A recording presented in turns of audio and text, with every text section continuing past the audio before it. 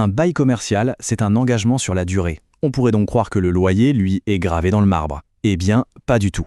Aujourd'hui, on va décortiquer ensemble tous les mécanismes, parfois assez complexes, qui permettent de faire évoluer le loyer d'un local commercial. Alors, la réponse à cette question est oui, bien sûr. Mais c'est la façon dont il évolue qui est intéressante. Parce qu'en fait, il y a deux grands chemins possibles. Celui que la loi impose et celui que le contrat dessine. C'est un enjeu majeur, autant pour le locataire que pour le propriétaire. Allez, voyons comment tout ça s'articule. Pour s'y retrouver, voilà notre plan de route. On va commencer par le principe de base, puis on plongera dans le cadre légal, la fameuse révision triennale. On verra aussi son exception, le déplafonnement, avant d'explorer ce que le contrat peut prévoir de son côté. C'est parti. Bon, premier point essentiel à comprendre. Un loyer commercial, ce n'est pas une somme figée dans le temps. L'idée, c'est qu'il puisse s'adapter à la réalité économique. Et pour ça, il existe, en gros, deux grandes voies, deux philosophies presque opposées. D'un côté, on a la voie légale. C'est le cadre qui s'applique par défaut, la révision triennale prévue pour tout le monde. Et de l'autre côté, la voie contractuelle. Là, c'est du sur-mesure. Le propriétaire et le locataire définissent leurs propres règles du jeu. Commençons par le cadre légal, celui qui s'applique si le contrat ne dit rien de spécial. La révision triennale, c'est vraiment la base du système. C'est un droit qui est là pour garantir un certain équilibre entre les deux parties.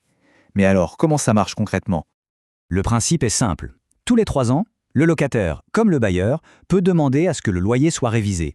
Et attention, c'est un droit d'ordre public. Ça veut dire qu'aucune clause dans le bail ne peut l'interdire. L'objectif, c'est de pouvoir réajuster le loyer à la réalité du marché. Mais pour le demander, il y a une procédure très stricte à respecter. La procédure est très formelle. On ne fait pas ça sur un coin de table. Il faut un recommandé ou un acte d'huissier. Et surtout, point crucial, il faut indiquer précisément le nouveau montant du loyer qu'on demande. Si on oublie ça, la demande est tout simplement nulle. Si jamais les parties n'arrivent pas à se mettre d'accord, c'est le juge qui tranchera. Mais sur quelle base ? Et voilà le concept central, la valeur locative. En principe, le nouveau loyer doit correspondre à la juste valeur du local sur le marché, à un instant T. Facile à dire, mais comment est-ce qu'on la détermine, cette fameuse valeur ? Pour fixer cette valeur, le juge va se transformer en enquêteur. Il se base sur les 5 critères que l'on voit ici. On regarde tout. La surface du local, son état, l'attractivité du quartier, les loyers des voisins. Ce qui est important de noter, c'est qu'il n'y a pas de formule mathématique. C'est une appréciation globale, au cas par cas. Mais pour protéger le locataire, la loi a prévu un garde-fou. Et ce garde-fou, c'est le fameux plafonnement. L'idée est simple. Même si la valeur locative d'un quartier explose, la hausse du loyer, elle, est limitée. Elle ne peut pas dépasser la variation d'un indice économique officiel, comme l'indice des loyers commerciaux. C'est un bouclier contre les augmentations trop brutales.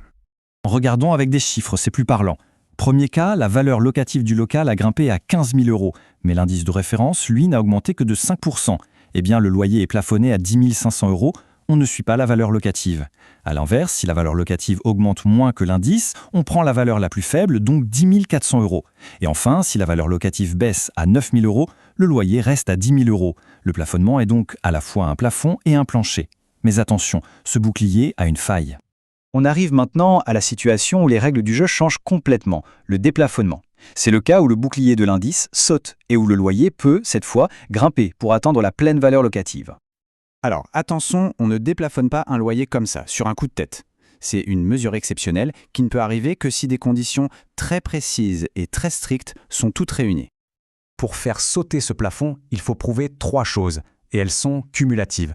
Ça veut dire qu'il faut les 3 en même temps. D'abord, un gros changement dans l'environnement du commerce, comme l'arrivée d'une ligne de métro.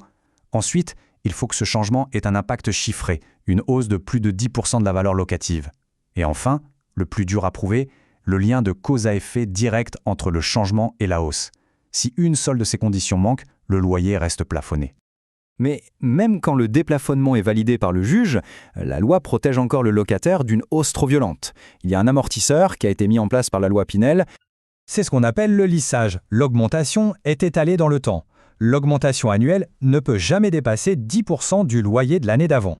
En clair, si le loyer doit passer de 10 000 à 15 000 €, la première année, il passera à 11 000, puis l'année suivante à 12 100, et ainsi de suite. Ça permet d'absorber le choc. Bon, on a fait le tour du cadre légal. Maintenant, on change complètement d'univers pour explorer ce que les parties peuvent décider elles-mêmes. Ici, on est dans l'anticipation. On organise l'évolution du loyer directement dans le contrat de bail. Il y a principalement 2 grands types de clauses.